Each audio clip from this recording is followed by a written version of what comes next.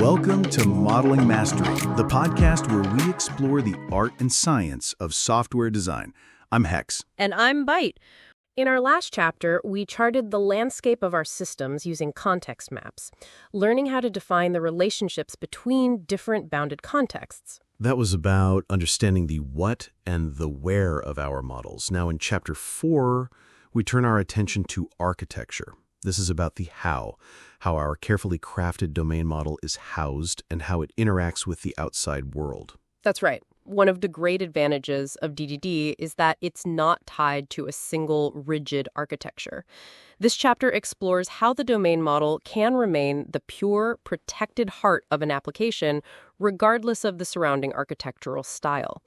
We'll touch on everything from the traditional layers pattern to more modern styles like hexagonal, service-oriented, CQRS, and event-driven architectures. The goal is to see how these styles support the model, allowing it to remain focused on business complexity, while the architecture handles the technical complexities. Let's begin by evolving from a classic pattern to a more modern and flexible one. Byte, when most developers think about application architecture, the first pattern that comes to mind is the classic layers architecture. It's been the foundation for enterprise applications for a long time. It's definitely the one most of us learned first. You have your user interface layer at the top, an application layer for use cases, the precious domain layer in the middle, and an infrastructure layer at the bottom for things like databases and messaging. And the golden rule is that dependencies only point downwards. The UI can talk to the application layer, but the domain layer should never know anything about the UI. This isolates the domain model from technology concerns. In theory, yes, but in practice, this model has some friction. For example, our domain model needs a way to save data. The repository interfaces are defined in the domain layer, but their implementations, the code that actually talks to the database, live in the infrastructure layer. In a strict layered architecture, that means the infrastructure layer would have to depend upwards on the domain layer, which violates the rule. A classic dilemma. The solution to this is a powerful principle that refines the layered approach, the dependency inversion principle, or DIP. The principle states that high-level modules should not depend on low-level modules. Both should depend on abstractions. In simpler terms, this means we flip the dependency. Instead of the domain model depending on infrastructure, the infrastructure now depends on abstractions, like the repository interface, that are defined by the domain model. This makes our domain model truly independent. Exactly.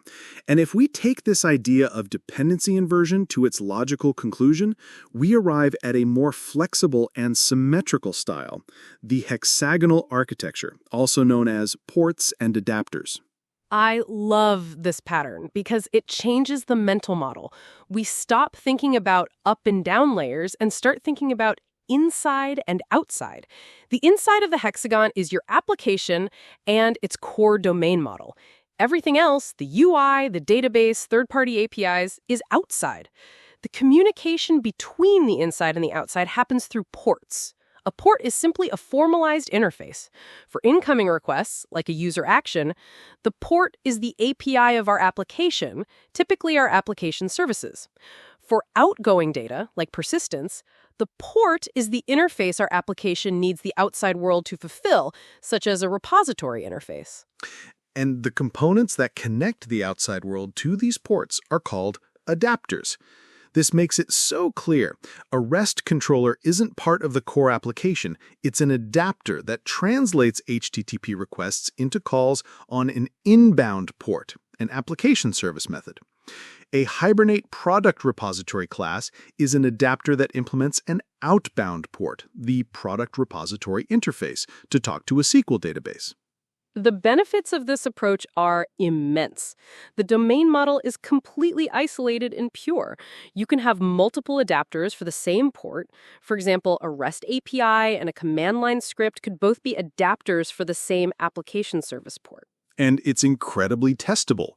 You can test the entire inside of the hexagon without a database or a UI, just by using simple test adapters that act as mocks or stubs. This is a massive win for development speed and reliability. This hexagonal style really forms a strong foundation for many of the other architectural patterns we'll be discussing. This foundation of a protected inner application with a clear API makes the hexagonal style a natural fit for building a service-oriented architecture, or SOA. Right, but we should be clear about what SOA means in a modern context. It's not about a specific technology, but a set of principles. The book highlights a few, but the most important are things like having a clear service contract, maintaining loose coupling, and ensuring service autonomy. Essentially, it's a strategy for building systems from independent, interoperable business services. And this is where the strategic patterns of DDD align so well. A well-defined bounded context is the perfect candidate for a business service. It has a clear boundary and a specific responsibility. The mistake, as the book points out, is to define your services at too granular of a level, like making every single technical endpoint its own tiny bounded context. That would completely fracture your ubiquitous language. That's a key insight. The service boundary should be driven by the domain, not the technology. Today, the dominant architectural style for implementing these services is REST, but many developers misunderstand what it truly is. They do. It's often treated as just JSON over HTTP, but it's much more than that. The book correctly refers to Roy Fielding's original work, which defines REST as an architectural style for distributed systems. The core concepts are resources, the things or concepts in your system, each identified by a unique URI and the uniform interface. That uniform interface is the part people miss. Unlike RPC-style APIs where you can have endless custom methods, REST constrains you to a fixed set of verbs like get, put, post, and delete that you apply to resources. This constraint is what enables the web to scale. Now, when applying this to a DDD system, a common pitfall is to directly expose your domain model aggregates as REST resources. The book advises against this because it creates a brittle system. Any change you make to your internal aggregate structure is immediately reflected in your public API, which can break your clients. The more robust approach is to treat the REST API as a separate concern, a presentation model, or a different bounded context. The resources you design should be based on the use cases your clients need, not on the internal structure of your domain model. This API layer then acts as a client to your pure domain model, translating requests into commands on your aggregates. This creates a strong decoupling between your public contract and your internal implementation. The hexagonal style gives us a powerful way to protect our domain model. But this very protection can create a different kind of challenge. A model that is perfectly optimized for executing commands and enforcing business rules for rights is often inefficient for the complex queries needed to populate a modern user interface.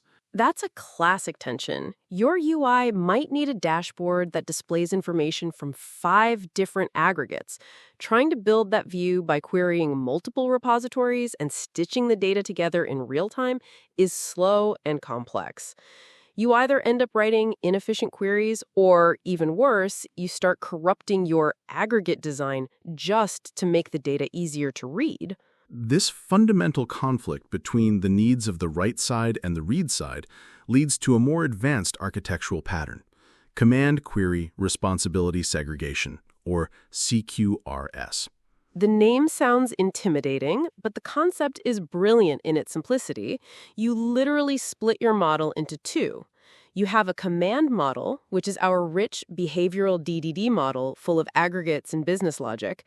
Its job is to handle state changes. Then you have a completely separate query model, which is a simple, denormalized data store specifically optimized for the reads your UI needs. So the query model is not a rich, object-oriented model at all. It might just be a set of simple tables in a SQL database, or a collection of JSON documents that perfectly match the data needed for each screen. But this raises the obvious question. If you have 2 separate models, how do you keep the query model synchronized with changes that happen in the command model? This is where event-driven architecture becomes a natural partner to CQRS. The mechanism is straightforward. When a command successfully executes on an aggregate in the command model, the aggregate publishes a domain event that describes what happened, for example, backlog item committed. And a subscriber to that event is then responsible for updating the query model. So the event becomes the notification that a change has occurred, triggering the update on the read side. Exactly. This implies a very important trade-off, however. The query model is updated after the command is processed, often in a separate transaction. This means the read side is eventually consistent with the write side. There will be a small delay before changes are visible. The book notes that the UI must be designed to handle this, perhaps by informing the user that their change has been accepted and will be reflected shortly. But the advantages are significant. The command model remains pure and focused. The query side is extremely fast and can be scaled independently of the write side. The fictitious CIO in the book mentions this was the path the Sassivation team took when their dashboards became too complex and their UI friction was too high. It's a powerful solution for complex systems. This event-driven approach allows us to model complex business processes in a very decoupled way. A great style for this, which the book mentions, is pipes in filters. The book uses the perfect analogy for this, the Unix command line, where you pipe the output of one program to the input of the next. In an event-driven architecture, a pipe is a message channel, and a filter is a small, focused service. It consumes an event from an input pipe, performs a single transformation or action, and then publishes a new event to an output pipe for the next filter in the chain to pick up. It's a fantastic way to decompose a complex workflow into a series of simple, independent steps. This is powerful for linear workflows, but what about a business process that spans multiple bounded contexts and needs to be managed as a single, consistent transaction? For example, placing an order might require reserving inventory, processing a payment, and arranging shipping, all handled by different services. You can't use a distributed technical transaction. They don't scale and are notoriously brittle. This is the exact problem that long-running processes, often called sagas, are designed to solve. A saga is a process manager. It's a state machine that orchestrates the entire business transaction. It kicks off the process by sending a command to the first service, like reserve inventory. When it receives a success event, like inventory reserved, it sends a command to the next service, process payment, and so on. And crucially, the saga also handles failure. If any step fails, for example, it receives a payment failed event, the saga is responsible for compensation. It sends new commands to undo the previous successful steps, like a release inventory command. This is how you maintain business-level consistency across multiple services without a single all-encompassing technical transaction. These event-centric patterns lead us to the final and perhaps most profound pattern in this chapter: event sourcing. This is a fundamentally different way of thinking about persistence. With traditional persistence, we save the current state of an aggregate. If we change a customer's name, the old name is overwritten and lost forever. With event sourcing, we don't save the state at all. Instead, we save the full append-only history of every domain event that has ever happened to that aggregate. It's a radical idea. The stream of events, customer registered, address changed, credit limit increased, is the aggregate. To get the current state, you simply replay the entire history of events from the beginning. It sounds intensive, but modern systems make it highly efficient. And the benefits, as the book highlights, are extraordinary. You have a perfect, unchangeable audit log of every action ever taken. Debugging is transformed because you can reconstruct the exact state of an object at any point in time. And for the business, you can analyze that rich event history to gain deep insights and even answer hypothetical what-if questions by replaying events against new logic. It's the ultimate expression of an event-driven mindset, where the events themselves become the source of truth. And with that, we've completed our tour of architecture. We've seen how the domain model can be protected by a variety of architectural styles, from the simple to the highly advanced, allowing it to remain focused on its primary purpose, solving complex business problems.